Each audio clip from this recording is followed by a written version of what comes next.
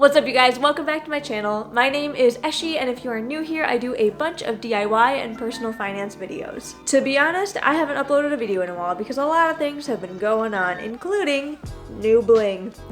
Yup, me and the boyfriend are officially engaged, though I truly hate that word. But today I'm going to talk to you all about my ring. How I found it, how I chose it, what exactly I was looking for, and how you can also get yourself an ethical ring. And if you stick around till the end, I will tell you all about the boring details about how I got engaged. Before we get started, if you could hit that like button, that would help me out a lot and help get this video out to other potential brides-to-be so that they can also choose an ethical ring. And if you like this type of content, don't forget to hit that subscribe button. And if you want to see more wedding or lifestyle content, don't forget to leave a comment down below. So to get started, you may be wondering, what exactly is in my ring? I'm going to walk you through all the specifications so I don't get anything wrong. First of all, my ring is from Kristin Coffin Jewelry. They are an online-only company run by this incredibly sweet and talented lady named Kristin Coffin, and they are completely committed to ethical, environmentally friendly, and recycled materials. I'll leave all of the contact information for Kristin Coffin and any other jeweler that I mentioned down in the description box below, so don't forget to check that out. So the actual stone in the center is called a moissanite. It is actually not a diamond. It is surrounded by a halo of lab-grown diamonds, and the metal that I chose was platinum. The center moissanite is in an Asher step cut, and it is a 6.5 millimeter moissanite, which is about a 1.3 carat equivalent. The accent diamonds are about 0.33 carat weight, so in total it is about a 1.63 carat equivalent. Oh my god, that was a mouthful. I do a lot of personal finance videos, so who would I be if I didn't give you a cost breakdown of this ring? The base price for this ring is $2,900. That means you can get this ring in 14 karat gold, rose gold, or white gold for a base price of $2,900. If you want 18 karat gold instead, add $200 to that price. If you want platinum as your metal, you're gonna have to add $600 to that base price. So for the halo diamonds surrounding the center stone, if you want Canadian mined diamonds, that is an extra $200. But I wanted lab-grown diamonds, so that was no extra cost. I chose not to do any diamonds around the band of the ring, but if you wanted to do any diamonds halfway across the ring, it would be an extra $500.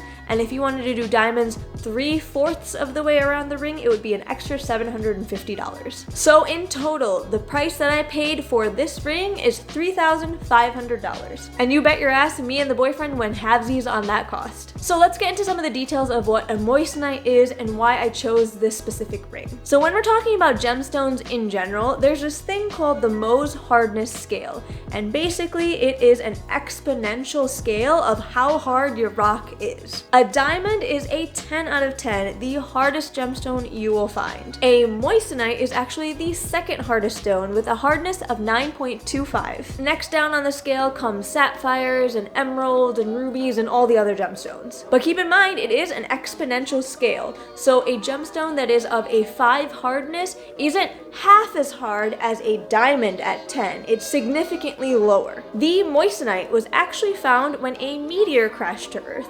People thought there were a bunch of diamonds that littered the meteor, but when they took a closer look at the molecular structure, they realized it wasn't actually a diamond, but it was very close. The moissanite sparkles a little more rainbow or fiery, whereas the diamond is more of a pure white sparkle. And of course, it is a tiny bit softer than a diamond. Nowadays, moissanite is all lab grown. We were able to replicate the stuff that they found on the meteor and mass produce it. It was incredibly important to me to avoid at all costs any mined diamonds or metals. I highly encourage you to do your own research on mined diamonds and mined metals, but in short, it is incredibly harmful to the environment and to the people who are doing the mining. Typically, where these gemstones and diamonds that are super valuable and sought after are mined from have terrible labor laws, super cheap labor, and most of the times have terrible civil unrest. All of it circling around their diamond and metal mining practices.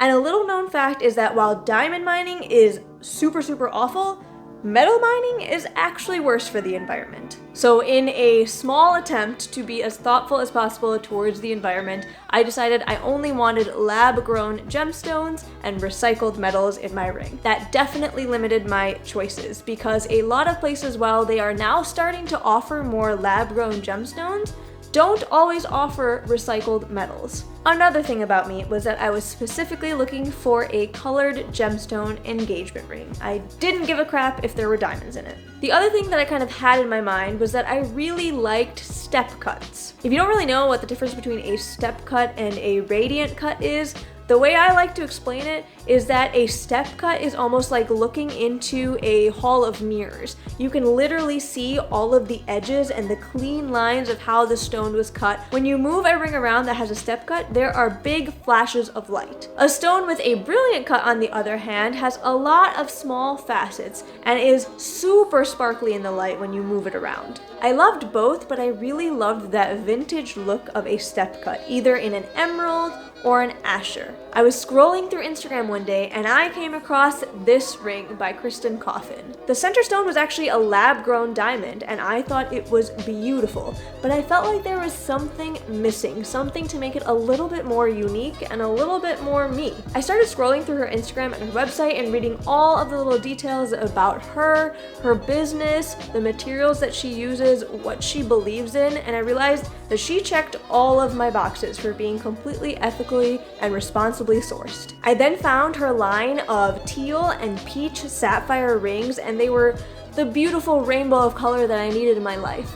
But then I found her line of gray moissanites, and I just fell in love. If you follow me on my Instagram, which you all should, you'll know that I used to have gray hair, so I am a big fan of gray. And when I saw that she made that Asher cut ring that I originally fell in love with in a gray moissanite, it was just a for sure thing. I was like, Chumley, we're getting this, okay? Okay, great, thanks. And as I mentioned before, I did upgrade to the platinum instead of the white gold or the rose gold or the regular gold, and there's a couple reasons why. First of all, I have been a lifelong lover of silver jewelry. There's this annoying tradition in the Sri Lankan community, and I think maybe in general the entire brown community, where the older generation always tells you, oh, well, you have darker skin, you should go with gold jewelry because it looks better on you.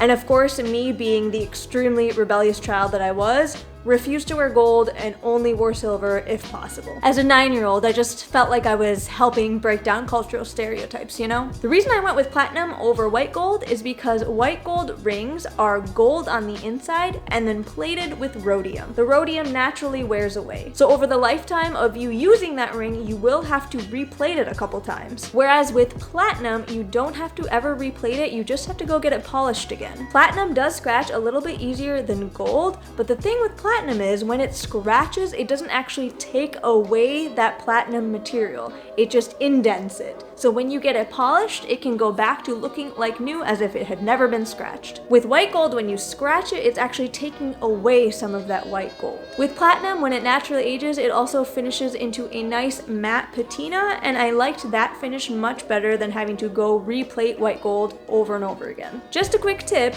jewelers nowadays do recommend that you go and get your engagement ring professionally cleaned around twice a year. If you don't do that, gunk can get on the inside of your rings and can actually make your stones a little bit looser in its setting. So now I want to talk about some things that you can look for in general if you are looking for an engagement ring. I know that the price is a big factor in all engagement rings. There's that age-old adage where the guy needs to spend 3 months' salary for your ring. I'm here to tell you that that is absolute garbage. You probably know from my personal finance videos that I am not about to lay that kind of money down, especially on something small and that I could lose any day. Oh my god, knock on wood. Like I mentioned before, Chumley and I split the costs evenly, so we each paid about 1.7K for this ring. That was also something that was super important to me. I was not gonna let anybody else pay that kind of money for a gift for me, so I wanted to make sure we were splitting costs evenly. Obviously, you and your partner may have a different agreement, and that's totally okay. A huge misconception about having to pay a crap ton of money for your engagement ring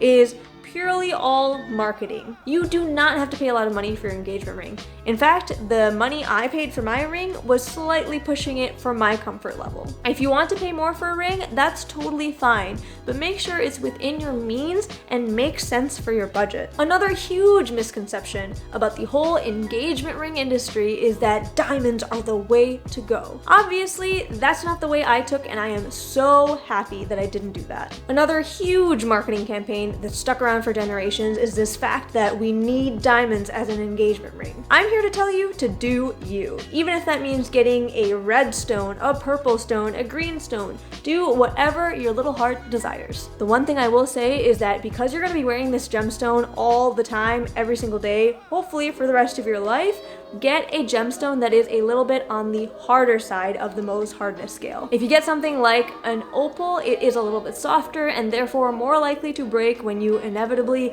bang it on a door. And if you are super set on that white, brilliant diamond, lab-grown diamonds are the exact same thing and a lot more inexpensive and more ethical. As for the style, shape, color, and size of ring that you should be getting, that is such a hard question to answer. Every person has their own style, their own preferences, so it is extremely hard to just blindly guess on someone else's style and preference. I'm talking about if you're going for that traditional, I'm gonna surprise my partner with a ring scenario, I would say do a crap ton of research beforehand. And I personally would say to talk to them about it and be fully transparent. You can still pull off an epic surprise by presenting your partner with that gift and feeling super happy that you know that they're getting exactly what they want. Have them send you pictures of what styles they like, of what colors, of what types of shapes. That way you know you're not making a colossal mistake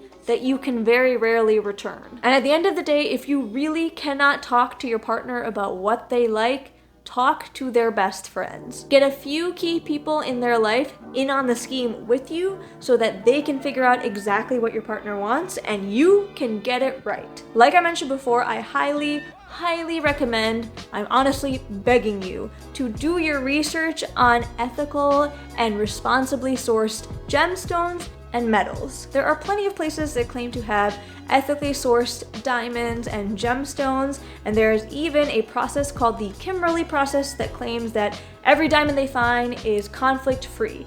But to be honest, there are so many flaws with the Kimberley process and figuring out where exactly that diamond was mined from. The only mined diamonds that I've found that come maybe closer to being ethically sourced are Canadian mined diamonds. But even then, you have to think about the environmental impact of mining. So I highly recommend to go with lab-grown gemstones. I have a few reputable jewelers that I was thinking about when I was picking out my engagement ring, and I will leave a list of those down below. I personally so recommend Kristin Coffin. She was an amazing person to work with. I emailed her so many times because I am very picky and very indecisive. I asked her a bazillion and one questions and she was super kind, very responsive. She would respond back to my emails within a day and she would respond with so much detail, literally paragraphs explaining things to me that I had no idea about. She was fantastic. I cannot recommend her enough. And her designs kind of speak for themselves. So that is all of the intro information on what my ring is and my advice to you if you are looking for a ring. If you've stuck around till now, I appreciate you very much, and I will tell you the story of how I got engaged. And like I promised before, it is very boring. Basically, one day we decided, hey, we should probably get married for the tax benefits. And you know, in case one of us dies, we should be in a good place. And my boyfriend was like, yeah, you want to get married? And I was like, yeah, I think that makes sense. Let me go look for rings because that is something that I really actually want. I got myself on the computer, did all of my research, showed him the ring that I found, and he was like, oh yeah, that looks beautiful. Let's do it. I Venmo requested him the money. No, I'm sorry, I Zelle requested him the money because Chase came in the mail 4 weeks later and I put it on myself.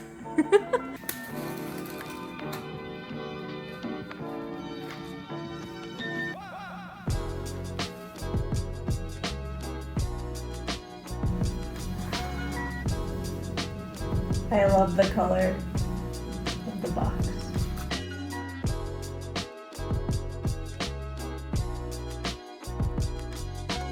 Oh.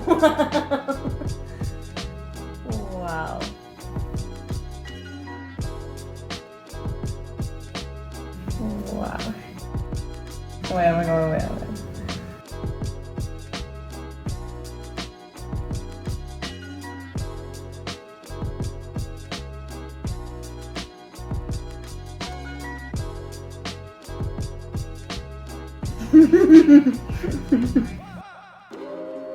Oh my god, it's beautiful. Jesus Christ. I know it sounds ridiculous, but if you know my boyfriend and I in real life, it makes perfect sense. I definitely needed to make all of the choices myself. And if you know my boyfriend, you know that he was totally okay with that.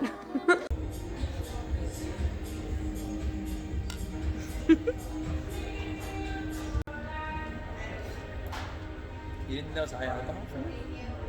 That's good. It's funny too because like a lot of people don't pass the first. We got a ring. Like, you got a ring? 3 attempts. Yeah, we got a ring. Wait, you're getting married? Yeah. That's how you see it? Maybe. Oh shit! That's how you announce it. Holy shit! Congrats, dude! Oh fuck yeah, dude! Come here. Oh no, we That's comment. Oh yeah, so much love. Is there a story? No, literally none.